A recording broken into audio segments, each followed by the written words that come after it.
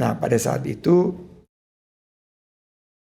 mungkin strategi ya, saya memperkuat diri selain support system adalah gimana nih bisa kita ubah krisis ini menjadi opportunity.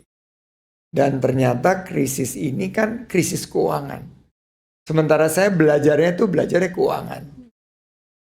Keahlian saya waktu itu di investasi. Jadi akhirnya disitulah saya pivot dari PHK, dari kesulitan keuangan. Akhirnya saya melihat peluang untuk mendirikan usaha. Banyak teman-teman saya waktu itu mencemoohkan. Karena ada 2 anak muda memulai usaha di bidang keuangan di saat krisis. Itu resiko untuk gagalnya sangat tinggi. Tapi karena kita memiliki zero other alternatives, makanya kita ambil peluang tersebut. Dan akhirnya strategi yang kita terapkan bahwa kita melihat Indonesia sebagai medium to long term masih bagus. Perusahaan-perusahaan yang bagus itu hanya butuh waktu, karena kan lagi down, untuk menyelesaikan kewajibannya dan perlu restrukturisasi. Dengan tambahan waktu, mereka bisa memutarbalikkan situasi dan akhirnya bisnisnya maju kembali.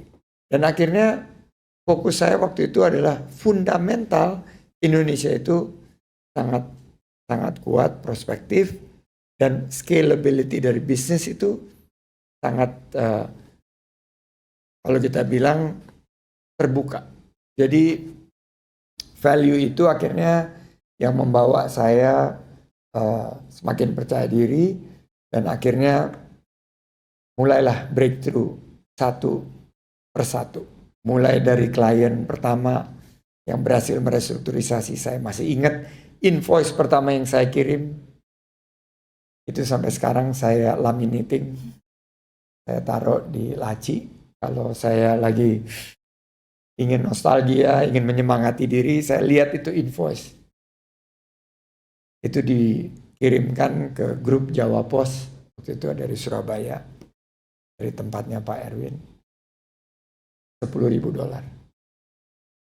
Invoice pertama saya $10.000, $8.000 untuk restrukturisasi, $2.000 untuk fee. Jadi itu saya ingat banget, dan itu menjadi modal pertama kita membangun usaha. Wah, dan Bapak sendiri ketika membangun Saratoga ya Pak ya, karena teman-teman di sini pasti udah pada tahu lah ya Saratoga dengan portfolio investmentnya. Pernah kepikiran nggak sih Pak bisa sampai sejauh ini di titik hari ini gitu? Apakah itu memang mimpi yang Bapak sudah punya dari kecil, dari ketika jadi karyawan biasa? Apakah kepikiran akan masuk politik, usahanya akan sebesar ini? Gimana Pak kalau melihat balik lagi ya? Sama sekali tidak pernah terpikir sampai saat ini. Nah jadi kalau kita lihat kan itu siklusnya luar biasa. Dulu saya gajinya $10.000, saya terpuruk waktu saya mulai usaha, invoice pertama saya $10.000 lagi. Jadi it took 5 years of cycle di mana kita bisa kembali bangkit lagi dan memulai sesuatu untuk bisa pertama survive. Jadi ada 3 tahap tuh saya ingat. Dari Rekapital, Saratoga sampai sekarang selalu siklusnya pertama survive. Survivability skill kita itu harus luar biasa. Dan saya selalu bilang, never ever underestimate human survival skills, opportunity to create moments for themselves supaya dia bisa bangkit. Nah, itu saya ngalamin sendiri. Jadi survive, periode itu diikuti revive, itu 3 tahun kedua revive, dan setelah itu thrive.